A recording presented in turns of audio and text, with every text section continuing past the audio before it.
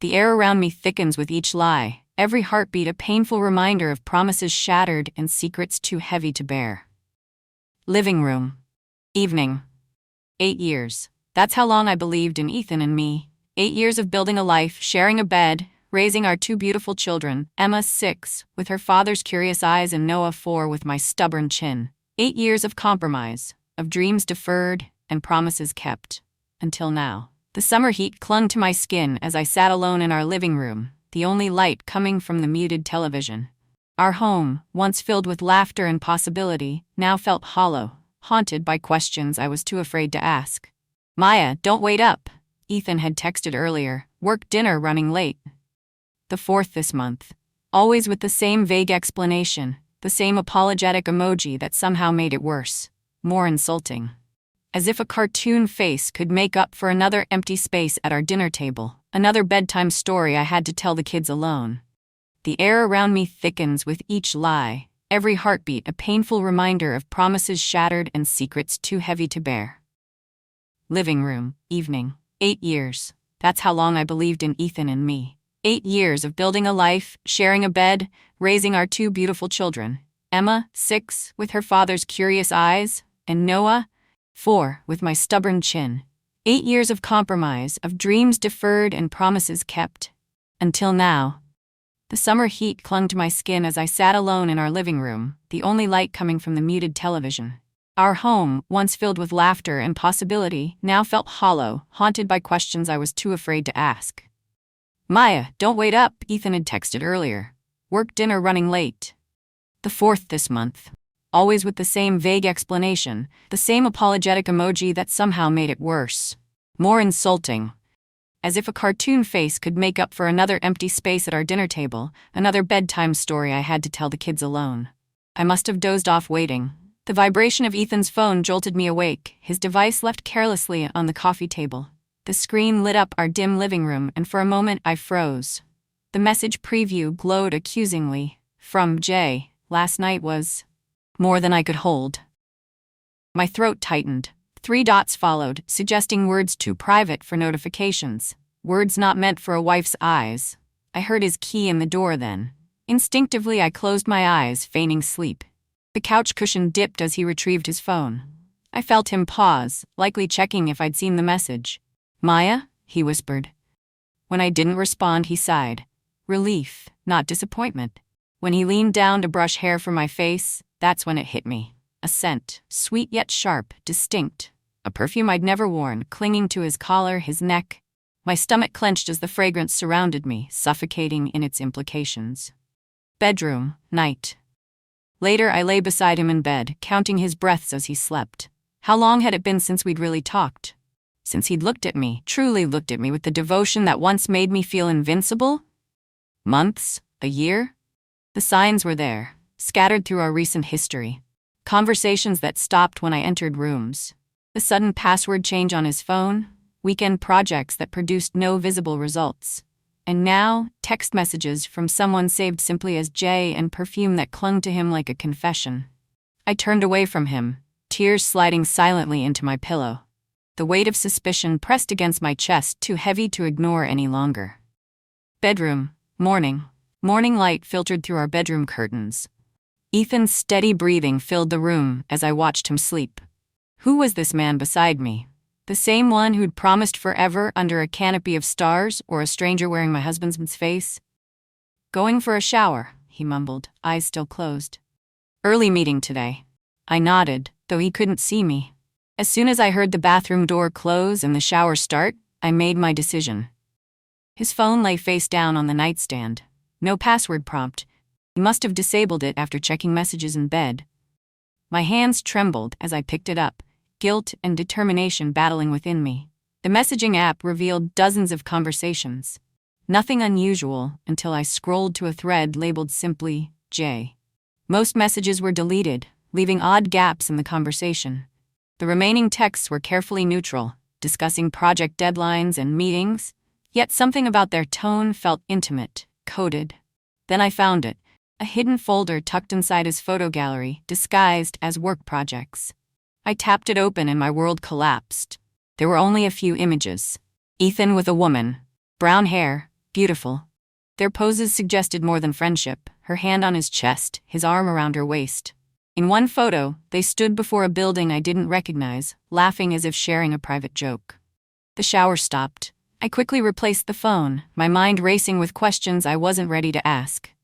Coffee shop, afternoon. You look terrible, Lila said, sliding into the booth across from me. My best friend since college, she had an uncanny ability to read my expressions. What's wrong? I stared into my untouched coffee. I think Ethan's cheating on me. Lila's face remained carefully neutral. What makes you think that? I told her everything. The late nights, the text message, the perfume, the photos. Maybe there's an explanation, she offered weakly. Maybe she's just a colleague and you're reading too much into. Don't, I cut her off. Please don't make excuses for him. Lila fell silent, fidgeting with her napkin. Then, reluctantly, I've seen his car. My head snapped up. What? Twice last month, parked outside an apartment building on Westfield Avenue. I hoped it was for work. Her eyes met mine, apologetic. I should have told you. What building? My voice sounded foreign to my own ears. The Meridian. It's that mid-rise with the blue awnings. The momentary relief I'd hoped for by confiding in Lila vanished. Instead, the suspicion crystallized into something harder, colder. Car, evening. Working late again, Ethan had texted. Don't wait up. But this time, I wouldn't be waiting at home. I sat in my car across from his office building, engine off, heart racing. At 6:30, employees began streaming out. No Ethan.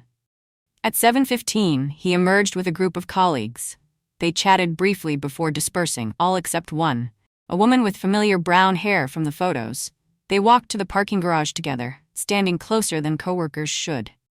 I followed Ethan's car at a safe distance. The evening traffic provided perfect cover as he wound through downtown, eventually turning onto Westfield Avenue. My hands gripped the steering wheel so tightly, my knuckles turned white. He pulled into visitor parking at the Meridian, exactly where Lila had seen him. I parked across the street, watching as he stepped out of his car. The change was immediate and jarring. His posture straightened, his walk became lighter. He looked eager. Happy in a way I hadn't seen at home in months. The woman, Jay, waited by the entrance. When she saw him, her face lit up. She embraced him, and he held her longer than any friendly greeting warranted. Together, they disappeared inside. I sat frozen behind the wheel, unable to move, to think, to breathe. The truth I'd been chasing now stood bare before me, yet somehow I still couldn't fully accept it. But denial was becoming harder to maintain with each piece of evidence, each moment of discovery. The woman had a name. The affair had a location. All that remained was gathering the courage to confront what I now knew was happening and deciding what I would do when I did. Jenna's apartment building. Evening. 3 days passed. 3 days of pretending, smiling at breakfast, asking about his day, accepting his lies with a nod. 3 days of gathering my courage. On the 4th evening, when Ethan mentioned another team dinner, I waited 30 minutes after he left, then drove to the Meridian. This time, I wouldn't just watch from afar. The lobby gleamed with polished marble and soft lighting. A directory panel stood near the elevators. My fingers hovered over the touchscreen as I searched alphabetically. J. Jackson, Jensen, Johnson, Jones. Then, Winters, J. Apartment 307. J. Winters. Finally, a full name to the woman dismantling my marriage. I stood frozen, unsure what to do with this information. The elevator doors slid open beside me, and instinctively, I pressed myself against the wall. Time stopped. There they were, Ethan and Jay Winters, locked in an embrace that left no room for doubt. Her arms wrapped around his neck, his hands on her waist, pulling her closer. They didn't notice me. Their world had narrowed to each other, blind to the wife standing mere feet away. The doors closed, taking them upward to apartment 307, leaving me trembling in the lobby. I stumbled outside, barely making it to my car before the tears came. Not delicate, dignified tears, but ugly, violent sobs that tore through my chest and left me gasping. My wedding ring caught the streetlight, the diamond throwing prisms against the windshield. 8 years of promises reduced to a mocking sparkle. Hotel room, night. I couldn't go home. Not tonight. Not with the image of them burned into my vision. The hotel room was generic. Beige walls, floral artwork, a queen bed with too many pillows. Anonymous. Safe. I sat cross-legged on the bed, laptop open, credit card statement displayed. Evidence accumulated like snow, quiet, steady, eventually impossible to ignore. $179 at La Petite Fleur, a lingerie boutique downtown. $312 at the Grand Hotel Bar and Restaurant, charged on a night he'd claimed to be working late. $450 at Ellington Jewelers 2 days before my birthday, yet I'd received no jewelry from him. I clicked through our phone plan details. Hundreds of texts to the same number, her number, often late at night while I slept beside him. Calls during his lunch breaks, his commutes, the precise minutes when he knew I'd be occupied with the children. My fingers felt numb as I created a folder, methodically saving screenshots, dates, times, building a case as if preparing for court. Perhaps I was. The air conditioning hummed too loudly in the quiet room. My wedding ring felt suddenly foreign, constricting. I twisted it off and placed it on the nightstand, the small clink against the wood oddly final. My phone lit up with Ethan's text. "Heading home soon. Where are you?" I didn't respond. Instead, I called Lila. "I'm at the Gateway Hotel," I told her when she answered. I saw them together. Her sharp intake of breath. "I'm coming over." 30 minutes later, she sat beside me on the bed, her presence anchoring me as I drifted in shock. "What will you do?" she asked finally. I stared at the evidence spread before us, the indisputable proof of betrayal. My hands still shook, but my mind had achieved an unusual clarity. I'm going to confront him, tomorrow. The decision crystallized as I spoke it. I need to hear him say it. Lila squeezed my hand.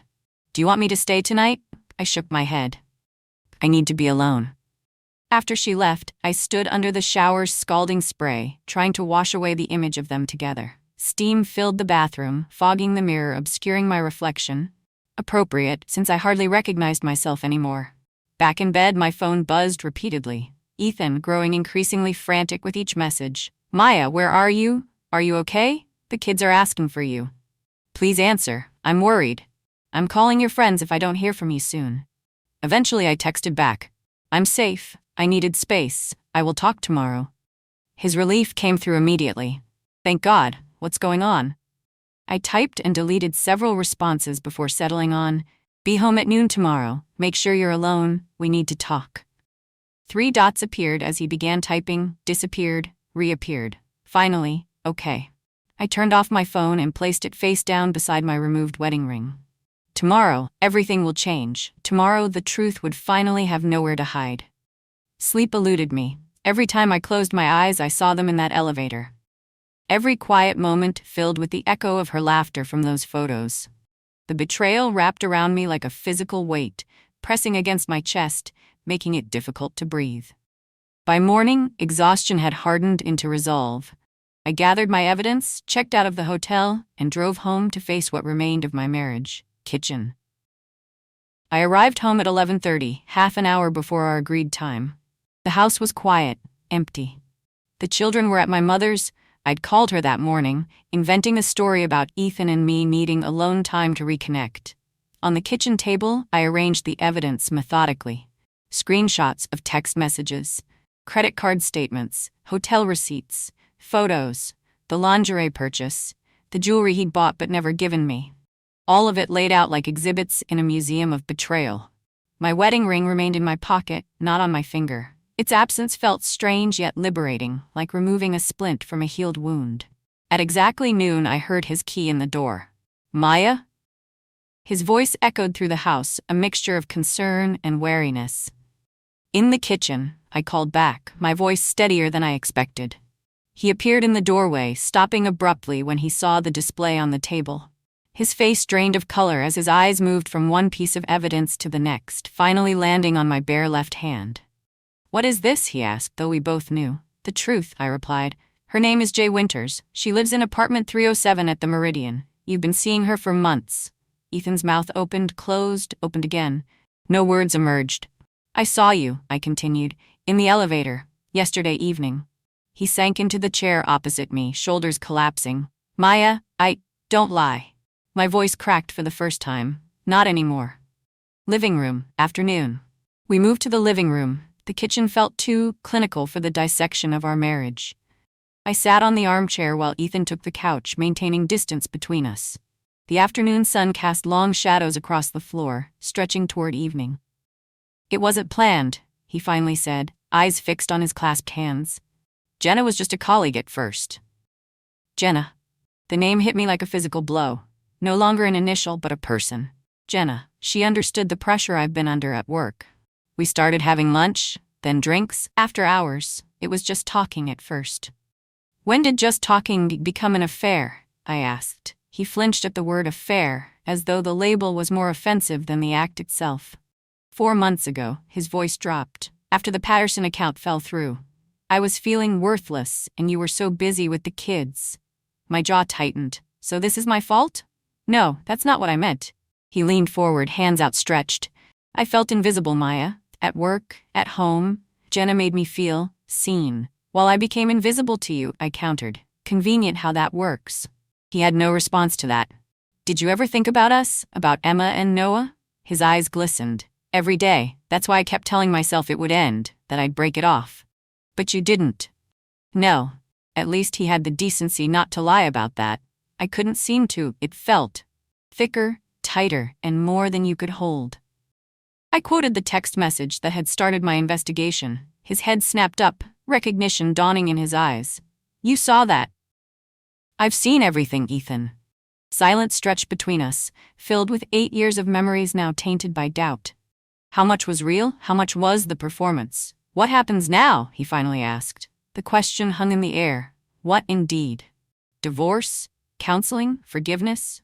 The options stretched before me, each with its own variety of pain. I don't know, I admitted. Part of me wants to throw your clothes on the lawn and change the locks. Part of me remembers the man who held my hand through 16 hours of labor with Emma. The father who builds pillow forts with Noah every Sunday. He reached for my hand. I pulled away. But right now, I can't even look at you without seeing her. We can get past this, he said too quickly. Lots of couples do. We can see a counselor. I'll end things with Jenna. Completely, I swear. This was just a mistake, Maya, a stupid mistake. And there it was, the minimization, as though he'd merely forgotten an anniversary or bought the wrong gift. Just a mistake. Simple, forgivable. Move on.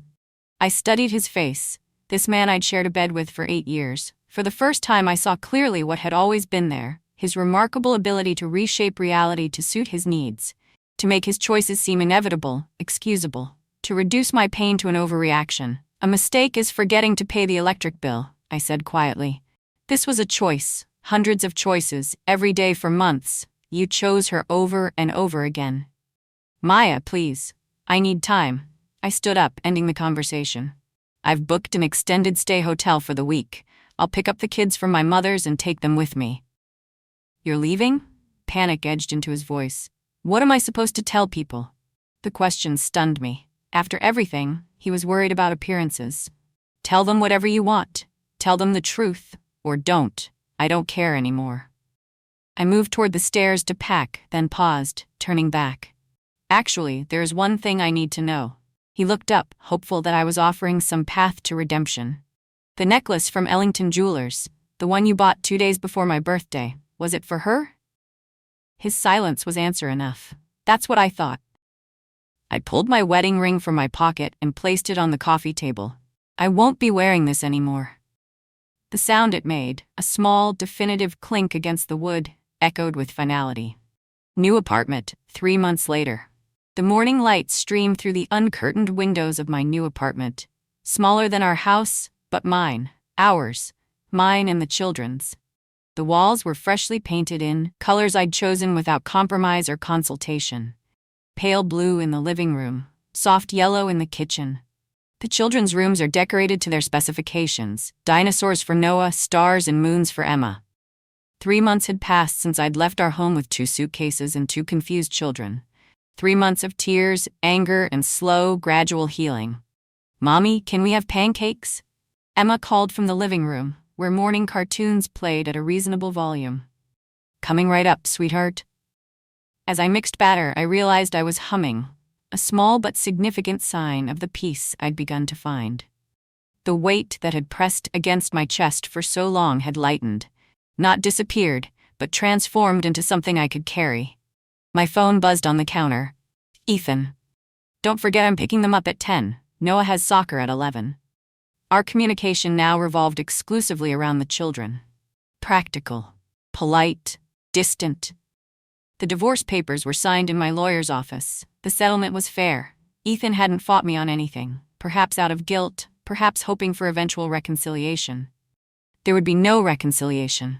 My therapist, Dr. Chen, had helped me understand how my childhood fears of abandonment had blinded me to Ethan's narcissism, how I'd confused stability with stagnation, how I'd accepted less than I deserved because I feared being alone more than I feared being unloved. Your worth isn't determined by his ability to remain faithful, she'd told me during our second session. The words had broken something open inside me, a revelation so obvious yet so profound that I'd wept through the remainder of our hour. Park, afternoon. The code playground buzzed with weekend activity. I sat on a bench, watching Emma push Noah on the swings. Their laughter carried across the distance, a reminder of what remained good and pure despite everything that had broken. Ethan approached, right on time for the custody exchange. He'd lost weight, and dark circles shadowed his eyes. Guilt, stress, or simply the consequences of maintaining two separate lives for too long. They had lunch, I said as he sat beside me, maintaining careful distance. Noah might need a nap later. Thanks. He watched the children, his expression softening. How are they adjusting? Children are resilient. They miss the house, but they're adapting. We fell into silence, the awkwardness between us a new language neither of us had mastered. Maya, he began, voice low, I miss you, all of you, every day I wake up. Don't. I cut him off gently but firmly. We're not doing this. Can you ever forgive me? The question hung between us. 3 months ago it would have shattered me. Now I considered it carefully. I already have, I realized aloud. Forgiveness doesn't mean reconciliation. It means I'm not carrying your mistakes anymore. They're yours to hold. His face registered surprise, then disappointment. He'd expected anger he could fight against or lingering love he could leverage. My calm clarity left him without footholds. What about Jenna? I asked, surprising myself with the question. He looked away. It ended. After you left? Of course it had. Affairs thrive on secrecy and forbidden excitement. Once exposed to daylight, they often wither. I felt no satisfaction in this knowledge, only a distant sadness for all three of us, trapped in patterns of our own making. I should get the kids, he said, rising. See you Sunday evening? I nodded. As he walked toward the code playground, I noticed how differently I saw him now, not as the center of my world, but simply as the father of my children. A man whose choices had altered my life but no longer defined it. Therapy office, evening. What does healing look like to you now? Dr. Chen asked during our weekly session. The question made me pause. Through the window I could see the city lights beginning to emerge against the darkening sky. Healing is realizing I can trust myself again, I answered. For so long, I doubted my instincts, ignored my intuition. Now I listen to that voice. Dr. Chen nodded encouragingly. I'm learning that love shouldn't feel like holding your breath, I continued. It shouldn't be something you clutch so tightly your knuckles turn white. Real love gives you room to breathe. Later, walking to my car, I tilted my face toward the evening sky. Stars were appearing, distant but brilliant. The night air felt clean in my lungs. The betrayal that had once seemed too thick, too tight, too overwhelming to bear had transformed. Not into something simple or painless, but into wisdom I hadn't possessed before. The understanding that some burdens aren't meant to be carried forever. That sometimes the bravest act is opening your hands and letting go. I drove home to my apartment, to Emma and Noah, to the life we were building together. Different than I'd planned, but increasingly, wonderfully, mine.